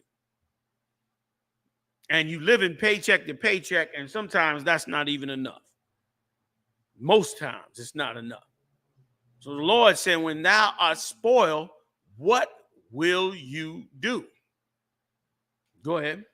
Khan. This is a Merriam-Webster's definition of spoil. Go ahead. Plunder taken from an enemy in war or from a victim in robbery. Damn. Plunder taken from an enemy at war or a victim in a robbery. That, if that ain't black and Latino people, I don't know who is. You've been plundered, man. Both in war and being brought into slavery and robbed in every way possible as a people. So the Lord said, after you get plundered and robbed or spoiled, what will you do? Like, how do you fix this situation with black people? Go ahead. Khan. Something valuable or desirable gained through special effort or opportunism. You ain't got to read no more. You had it right on that first one. That first one told the whole tale. Robbery and plunder. Meaning plunder is worse than the robbery because it's where they kill and slay you and take everything you have. That happened in slavery. Right or wrong? Khan. Okay, all right. Let's go back to that scripture. Let's read it again. Finish it up. Jeremiah chapter 4, verse 30. And when thou art spoiled, what wilt thou do? What do you do? What do we do as a people now that we in this state? Now that this is going on, gun violence on the street, mass shootings, what do we do? Go ahead. Though thou clothest thyself with crimson. Royal clothing. Go ahead. Looking beautiful. You see us. We Gucci down. Louis Vuitton. What's the name of them? Red bottom shoes. What's the name of some of them bags? I heard it's 30, 35,000. Birkin bags. Birkin bags. That's the bag. They killing them over Birkin bags. Go ahead. $200-300 sneakers. Come on. Though thou deckest thee with ornaments of gold. So even while you destroy, the Lord said you would. This is so us. The Lord said, even while you destroy, you're going to deck yourself with silver and gold. You're going to put on the nicest fashion. And that's exactly what we're doing. He said, you're going to be spoiled. What you going to do? And though you do all these things, go ahead. Though thou rinsest thy face with painting. You see how it is with the women. They got all the new, all that new makeup. They got all that designer makeup. Everybody getting the Kim Kardashian makeup. All of that. Go ahead. In vain shalt thou make thyself fair. In vain you making yourself beautiful. You trying to be accepted in society and be beautiful with society and be looked at a certain way and trying to get them to deal with you with respect and with dignity and like, you know, not like you're a, you know, base a human being. That's what we're trying to do. The Lord said, though you do that, go ahead. Khan, thy lovers will despise thee. And the Most High is the greatest poet on the planet. He said, thy lovers shall despise you. Why he call them your lovers? Because when a woman got a lover, that's not her husband. That's somebody she's having sex with that she's not supposed to be having sex with. That's why it's called her lover. And so when you have a lover, spiritually, you are following the gods of the other nations. You are having a relationship with gods that are not your God. Those are your lovers. The Lord said, what? Thy lovers will despise you. They're going to hate you anyway. You could do anything you can to try to join this world. You better join Christ's world because your lovers are going to hate you anyway. Go ahead. They will seek thy life. They're going to seek your life. Tony Davis said they call it ghetto fabulous. That's true. They call it ghetto fabulous. You understand? They shall what, Marah? Seek thy life. That's why they trying to map them out now. Because they know they're going to seek your life. No matter what you do. Which is why everybody should be following what Christ said, man. Everybody should be doing exactly what Christ said to do in these scriptures, man. Coming back to the body, building your brotherhood, restructuring your families, man. Serving the Lord on his high holy days, giving up the high holy days of this society, man. Making righteous choices, man. Especially clearing out them daggone churches, man. And the mosques, you need to clear them out. You need to clear every last one of them out. You understand? So we can go on and do what the Lord said to do to really fix our way of life. You understand? We can really fix our people for real and not play a game that's dragging us there. Everybody should have woke up after the pandemic. After the pandemic, after all that crap, them preachers talked to them. Them preachers talked so much crap, pretended to be miracle workers and all that garbage. Pandemic came, kill everybody in church. They shut the damn church down. Where was God at in all that? We stayed open. Where was God at? That should have woke you up right off the cliff that in the time of trouble, in a seriously bad situation, the God in them churches ain't coming to your rescue because he's not the God of you. He's the God of the people that have oppressed you. Even though a Negro sitting up on that pulpit, that's why he got a suit on. Because he's worshiping the God of them, not you. Go ahead, Marah. So like I said, that was in on the scripture. Did you want me to read verse 31? Read verse, no, 30 was good. You finished 30? Yes, sir. 30 was good. Marah, can you squeeze in one last story for us before we get up out of here real quick about that gunman that ran up on the judge? You got that one? I hope you do.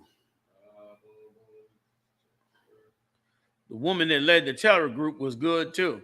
They found out they had a woman terror group now, living right there in Virginia. She was living in Virginia, a full-fledged terror group, man. They rolled up on her and locked her ass up. She looked like she could pass for a white woman too. She blonde her hair, man, and pull that hair out. You'd never see her coming. Look at her. She even got the light eyes like an Edomite. She might even be an Edomite. Hell, he looked just like one. U.S. woman. She might be an Edomite. Living in Virginia, full-out terrorist, man. This place is going to hell in a handbag, and they love it.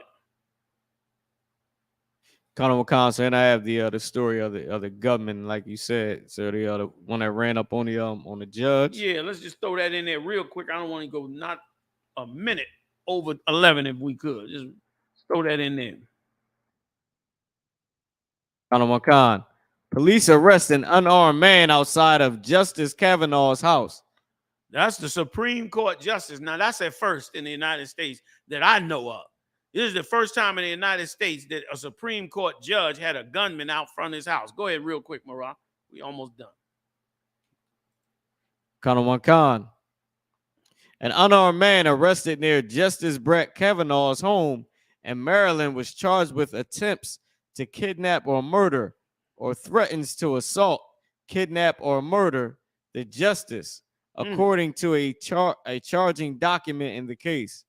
The man, identified in the documents as Nicholas John Ross, called Montgomery County Emergency Communication Center and told the call taker he was having suicidal thoughts. Damn. And had a firearm in his suitcase. The document said he also told the call taker he came from California to kill a specific United States Supreme Court justice. Damn. That's a new one. Like that is hell coming back to them. They were about to kill this guy. They caught him though. He called in. He called them to try to stop them. This is the world that you getting ready to see unfold before you, man. This is what's getting ready to unfold. A Supreme Court judge. That's major. That's major. So listen, I'm going to stop it right there. Listen, go to ISUPK.com. Pay your tithes, man. Support this truth. I got tons of captains and officers and schools and everything that got to be taken care of, and it's your responsibility to do it. Every time you do it, you waking up brothers that's in these streets, man, and you pulling them out of hell. And you ain't going to tell me every last one of us don't have some relative, brother or sister that's been in hell that needs to be pulled up out of it. Well, we may not get to that specific one, but your support helps get us to all of them. And where this word gets to go out and continue to go out, and this truth gets to continue to spread. ISUPK.com. Support the truth. Pay your tithe. 10% of your earnings. Add that in and send that to the school. Support us in it. We live on this channel every Monday, Wednesday, and Saturday. We are Black Watch of the I.S.U.P.K. I had a wonderful time with you. I hope you enjoyed yourself also. I'll see you Saturday, Lord allow. Shalom.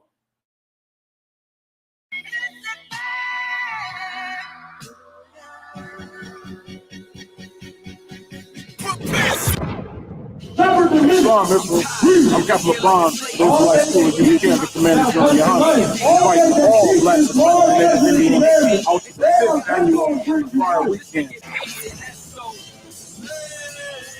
Shalom, Israel. Come to the Fire Weekend, man, in Chicago. Midwest Fire Weekend. You know how we get down. July 21st to the 24th, we're going to be in Chicago. Step back from the flames. You got a lot more to lose, man. It's under the Midwest Rocks in set, captain for $13,000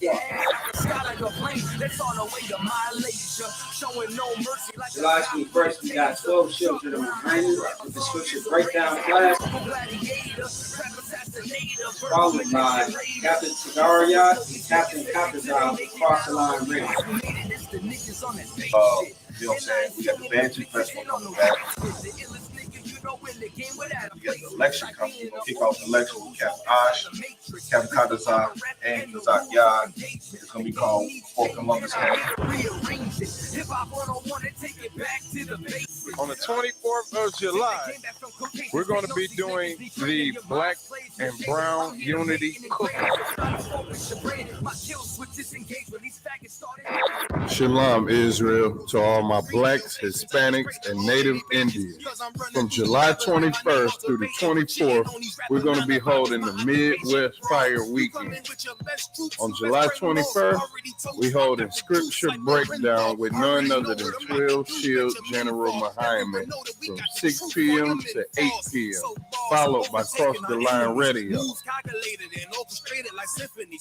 On July 22nd, we're going to be having camp on the Magnificent Mile from 11 a.m. to 5 p.m. And guess what? Commanding General Yahanna will be speaking at 3 p.m. We're going to be located at 401 North Michigan Avenue, Chicago, Illinois.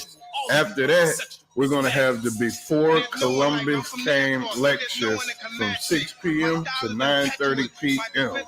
located on 9909 Roosevelt Road, Suite 100. On July 23rd, you can catch us at the Bantu Festival from 10 a.m. to 10 p.m. We're going to be located at 1130 Midway Playtime Park, Chicago, Illinois.